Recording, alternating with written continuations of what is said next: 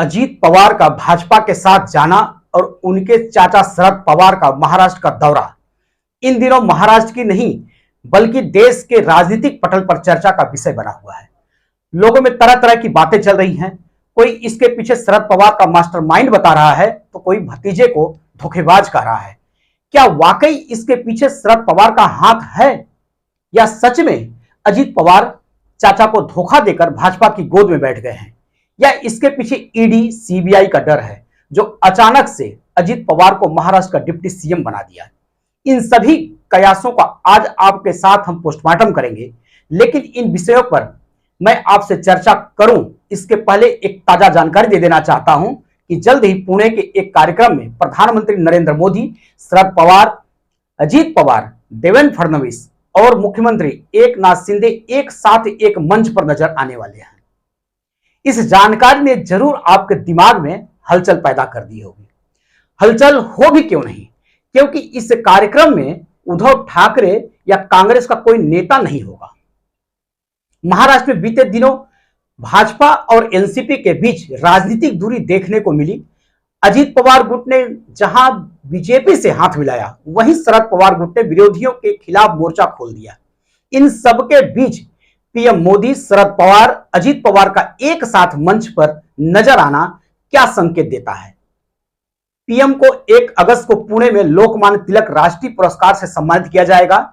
इस कार्यक्रम में आयोजकों ने शरद पवार को चीफ गेस्ट के रूप में निमंत्रण भेजा है, जबकि उनके भतीजे और मौजूदा deputy CM Ajit Pawar guest यानी अतिथि की लिस्ट में शामिल हैं। यह कार्यक्रम तिलक स्मारक मंदिर ट्रस्ट, हिंद स्वराज संघ की तरफ से ऑर्गेनाइज किया जा रहा है। ट्रस्ट के अध्यक्ष दीपक तिलक ने मीडिया से कहा है कि हम 1 अगस्त को लोकमान्य तिलक की 103वीं पुण्यतिथि पर प्रधानमंत्री नरेंद्र मोदी को लोकमान्य तिलक राष्ट्रीय पुरस्कार से सम्मानित करेंगे। अब पीएम मोदी के अच्छे नेतृत्व और नागरिकों में देशभक्ति की भावना जगाने के लिए इस पुरस्कार से नवाजा जा रहा है। महाराष्ट्र के राज्यपाल रमेश बैस, मुख्यमंत्री एकनाथ शिंदे, उप मुख्यमंत्री देवेंद्र फडणवीस भी गेस्ट की लिस्ट में हैं। पीएम का यह कार्यक्रम इसलिए भी अहम है क्योंकि जुलाई की शुरुआत में महाराष्ट्र में जो राजनीतिक बदलाव हुए जिससे सभी ने को हैरान कर दिया। अजीत पवार एनसीपी के 8 विधायक 2 जुलाई को शिवसेना भाजपा सरकार में शामिल हो गए। आइए हम अपने असली विषय पर आगे बढ़ते हैं। अजीत पवार का भाजपा के साथ जाने से पहले प्रधानमंत्री नरेंद्र मोदी ने 27 जून को क्या कहा था, एक बार आप इस वीडियो को दोबारा से सुन लें, फिर मैं चर्चा को आगे बढ़ाता हूं। अगर मैं एनसीपी की बात करूं तो एनसीपी पर भी करीब करीब 70,000 करोड़ रुपए के घोटालों का आरोप है।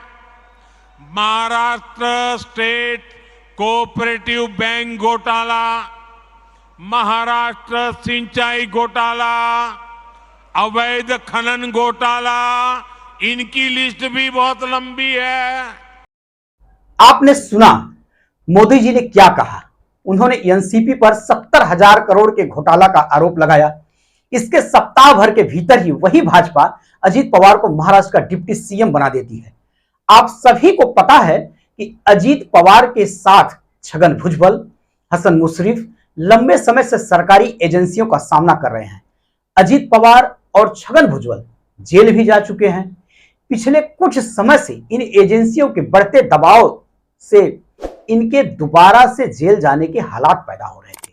इस बार इनका जेल जाना सिर्फ एनसीपी के लिए ही नहीं बल्कि समूचे विपक्ष की सेहत के लिए कुछ ठीक नहीं होता।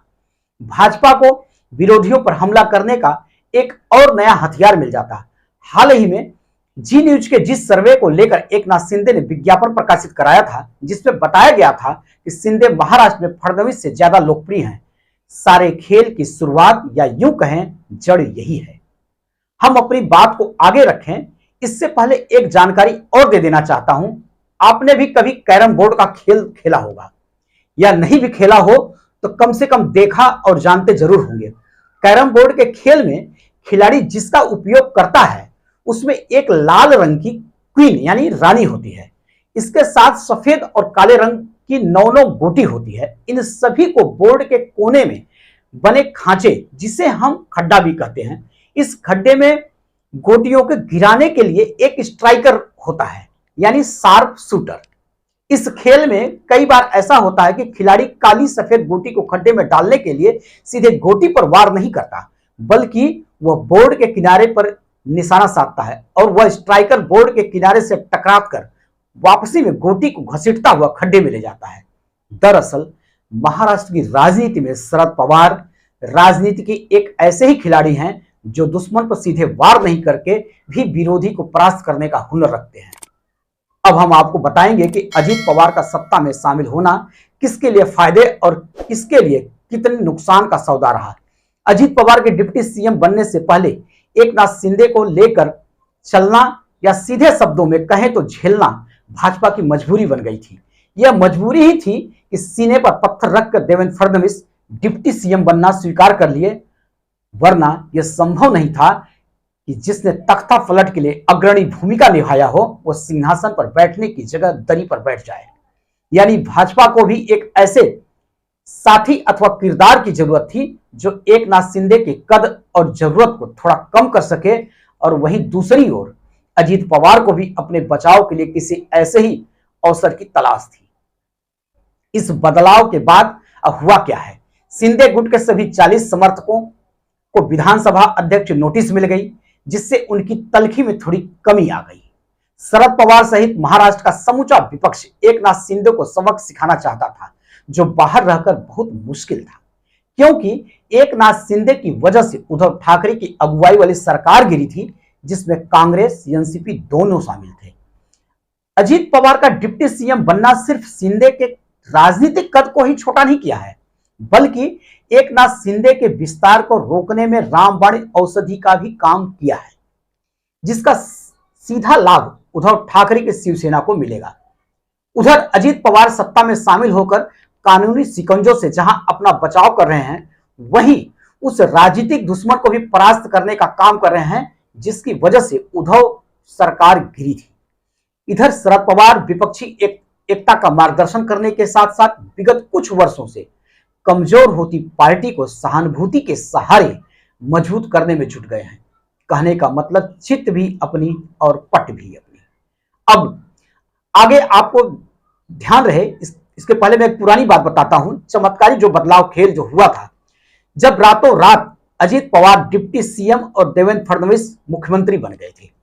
राजनीतिक जानकारों का मानना है तब के खेल में भी शरद पवार का मास्टरमाइंड था। याद होगा, किसी दल को पूर्ण बहुमत नहीं मिलता देख केंद्र ने महाराष्ट्र में राष्ट्रपति शासन लगा दिया था। उस समय शरद पवार ने उद्धव ठाकरे के साथ कांग्रेस को एकजुट कर बहुमत का जुगाड़ तो कर लिया था, लेकिन राष्ट्रपति शासन हटे बगैर शपथ ग्रहण नहीं हो सकता था। राष्ट्रपति शासन हटाने के लिए राज्यपाल को पहले इस बात का विश्वास दिलाना जरूरी था कि हमारे पास पूर्ण बहुमत है। उस समय के राजनीतिक हालात को देखते हुए राष्ट्रपति शासन हटाना बड़े ही झंझट का काम था।